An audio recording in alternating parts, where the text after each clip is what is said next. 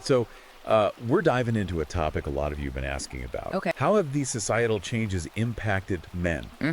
Especially when it comes to relationships and marriage. Right. You know, a lot of you pointed us to this book, Yeah. Men Must Rise Again. Claiming masculinity in a world that wants to erase it. Yeah, reclaiming masculinity in a world that wants to erase it. So Yeah. let's unpack what's inside this thing. The title itself is just like, what? Right. You know? And then even looking at the table of contents, you've got these hot button topics, gender equality, wokeness. Yeah. The challenges that men are facing today Challenges men are facing today. is a lot. It feels like we're really in for a deep dive here. We are. This book is going to take us on a journey. Okay. Starting with the historical view of masculinity, and then it's going to drill down into some really specific areas like marriage, the workplace, even this thing that the author calls psychological warfare. Yeah, that psychological warfare thing. That really piqued my interest. Just seeing it in the table of contents, it sounds like he's really suggesting that there's some sort of systemic effort to undermine masculinity. Yeah, absolutely. And he starts off strong. Right out the gate, he's saying that this whole idea of gender equality, Okay. it's a myth. It just doesn't hold up. Against. When you put it up against biological and historical realities. Interesting. Like, what kind of evidence does he use to back that up? Well, he goes way back. Okay. You know, he uses examples like the building of empire, Right. the dominance of men in art during the Renaissance. He even talks about the role of men in shaping democracy. Like Historically. Yeah. And it's not just history, though. Okay. He brings in evolutionary psychology. Interesting. And he's talking about these hormones, Estrogen, how they have this huge impact on behavior. So he's saying that we can't just ignore We can't ignore it. these fundamental differences between men and women. You can't ignore biology. Yeah, and his point is that if we try to ignore these things, Right. it actually leads to a lot of the dysfunction that we see in society, and it weakens the traditional family structure. And that leads him right into this whole section Okay. called the tyranny of wokeness. Okay, so that This is where he really gets into this he's going after. ideology, and he's calling it an overreaching ideology. So, like, what's he saying about wokeness? Well, he says that, you know, while it aims for fairness, it's gone way too far. Oh, so he's not saying... He's not saying it's all bad. Okay. He's saying that it's just gone too far. Interesting. And it's created this situation where you've got censorship, you've got shame, and people are afraid to speak up. They're afraid to speak their minds, especially men if they disagree disagree with the prevailing narrative. with the narrative. And one of the areas he thinks this plays out the most Right. was in the media. Okay. And he analyzes how men are often portrayed like, you know, Oh, the stereotype. the stereotypes, Yeah. like the bumbling fool or the straight up villain. Oh, yeah. And he's arguing that this actually has a real impact Yeah. on men's self-esteem. Okay, so this is where it starts to get really interesting, I think, especially for this audience. 'Cause Okay. the next chapter is titled The Marriage Plantation, a Modern Trap. Oh boy. And let me tell you, he does not hold back. I bet he doesn't. He really paints this stark picture of marriage as a system that's designed to disadvantage men. Wow. He's bringing out the statistics about the financial burdens of divorce and how often those burdens proportionately affect men. Right. And then he talks about child custody rulings that he sees as biased against fathers. It's like he's saying that men are trapped Yeah. in this system that's working against them. Yeah, this is a recurring theme throughout the book. Interesting. And it kind of leads into his discussion of emotional manipulation and vulnerability. Right. He claims there's this double bind for men. So they're told to be vulnerable.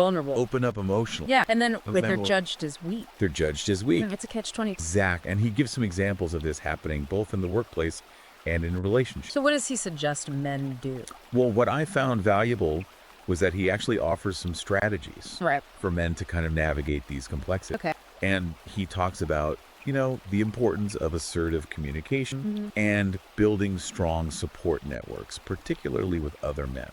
So like finding your tribe. Exactly. And this ties in really nicely with his discussion of red pill philosophy. Right, because that's all about... It encourages men to kind of step back and scrutinize these societal narratives that they've been told. Yeah, reclaim their identity. Yeah. Stop playing by the rules that they see as rigged. Right. And he even uses this term. What's that? Psychological war. Whoa. That there's this psychological war being waged against men. That's a strong statement. It is, and it raises the question of, you know, how do we separate truth from propaganda? Right. And I think that's where critical thinking becomes so important. You can't just accept everything you read. You got to think for yourself. You got to think for yourself. He's saying, wake up, guys. Yeah. The rules of the game are not what you think they are. And ultimately, he ends this part with a call to action. What's he want men to do? He wants men to create their own safe spaces, to become active in advocating for men's rights, and to work towards a future where traditional masculinity is valued again. It's a pretty powerful ending to this section. It is. It really leaves you with a lot to think about. Definitely. Whether you agree with everything he says or not,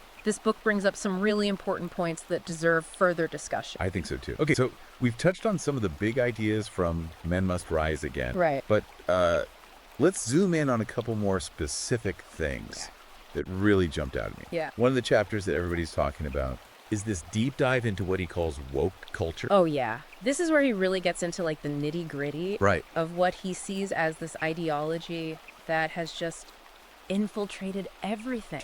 Academia, the media, even corporations. He even traces it back to the Frankfurt School. Yeah, it's fascinating. The whole history. It is. And he doesn't mince words. No, he doesn't. He's calling it a tyranny. A tyranny of wokeness. Tyranny that's created this whole culture of censorship. Right. Where people are just afraid to speak their minds. Especially if they disagree. Especially if they disagree. With the prevailing narrative. The narrative. Yeah. And what's really striking is how he links this woke ideology to the rise in anxiety and depression. Oh, wow. Particularly among young people. Interesting. And he argues that these woke narratives, they're so focused on victimhood, identity politics. And it can create this feeling of powerlessness. Yeah. Like you can't do anything about it.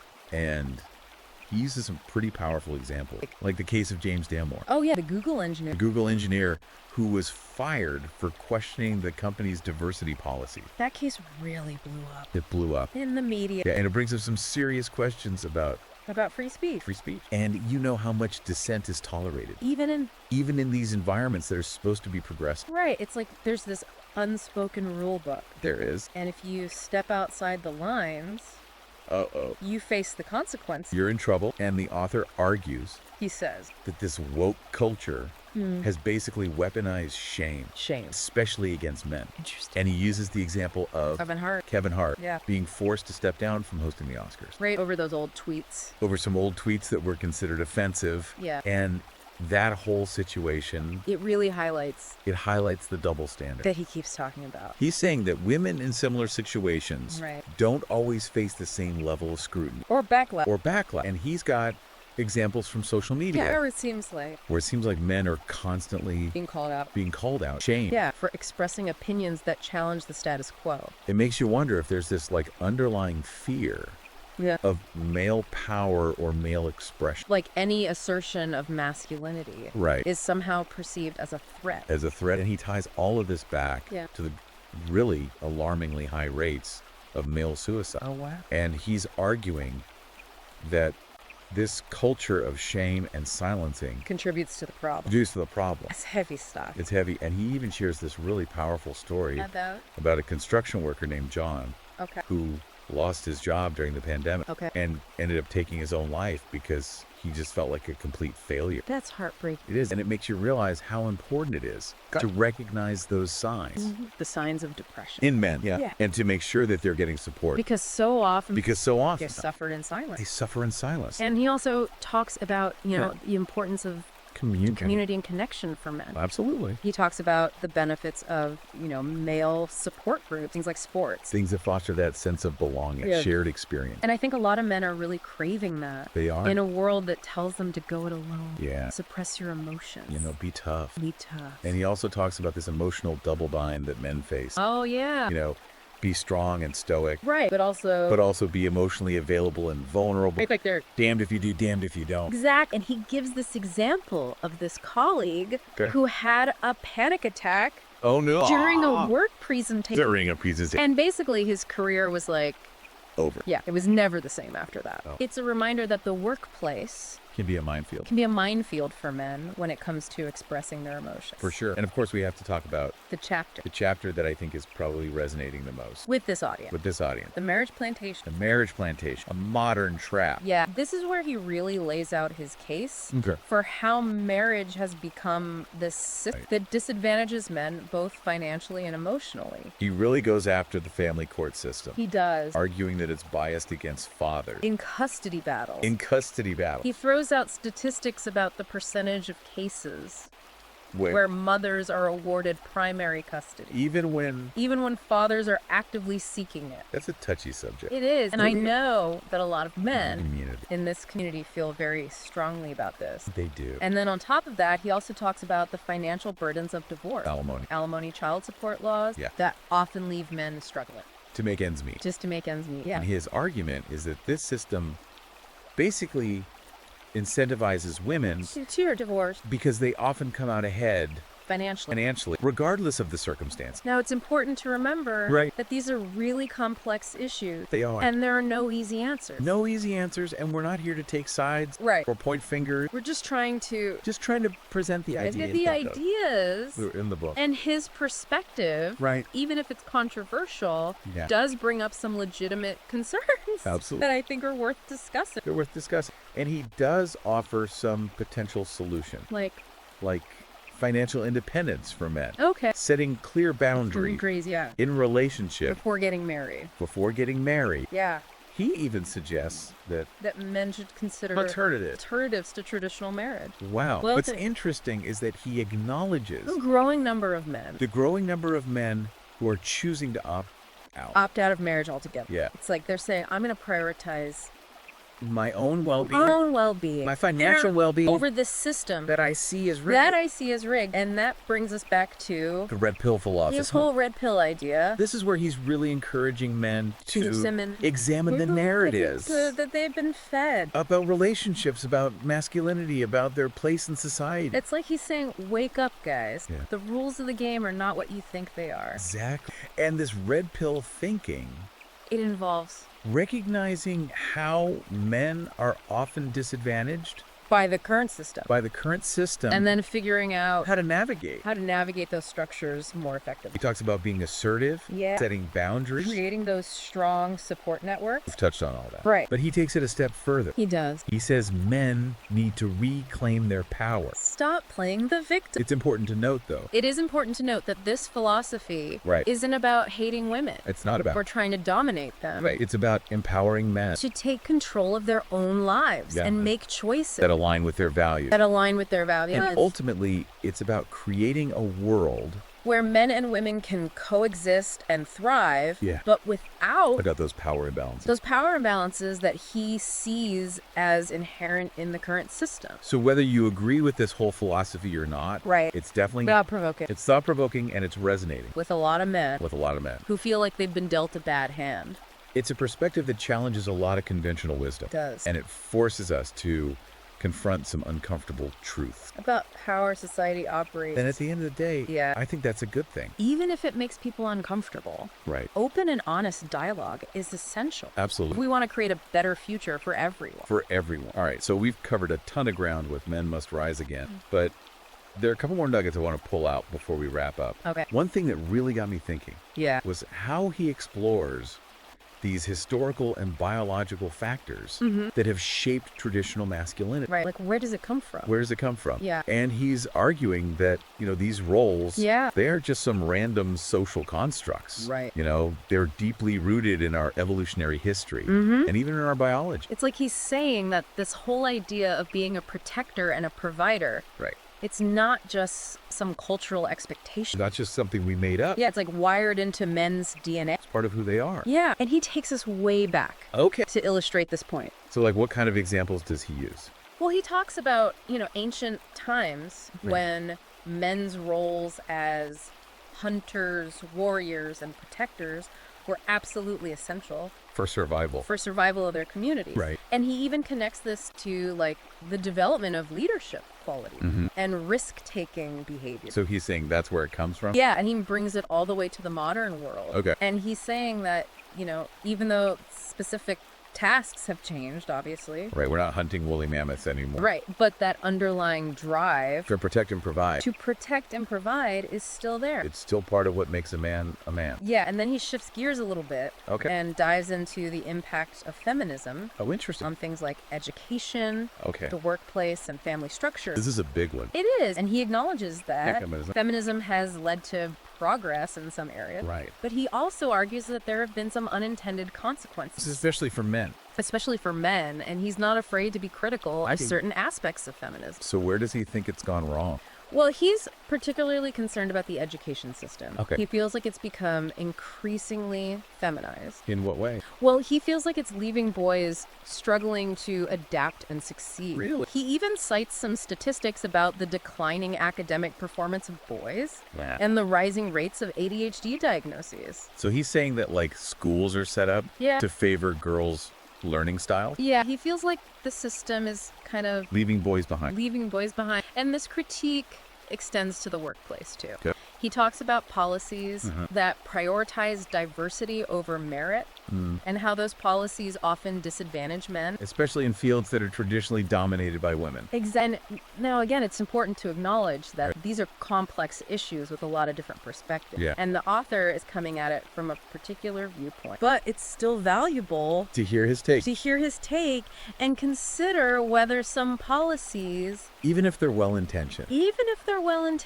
Right. might be creating new imbalances. New imbalance. Okay, and then of course we got to talk about his chapter on fatherhood. Oh, yeah. This is a big one. And this is super relevant for this audience. Absolutely. And he's arguing that fathers Are becoming increasingly marginalized in modern society. in modern society. So how's that happening? Well, he points to things like biased custody rulings. Okay, we've talked about that. We have, but also the lack of paternity leave Yeah. and the pressure on men to prioritize work over family. It's like society is sending these mixed messages Yeah. about the importance of fatherhood. On the one hand, we're saying fathers are important, Right. but on the other hand, we're not really supporting them. Exactly. And he makes this really compelling case for how crucial fathers are, not just for their children's well-being, Right. but for society as a whole. So, like, what are the benefits? Well, he argues that involved fathers contribute to stronger families, reduced crime rates, even greater economic stability. Just like a ripple effect Yeah, he even goes so far as to suggest that the decline of fatherhood is linked to. is linked to many of the social problems that we face today, like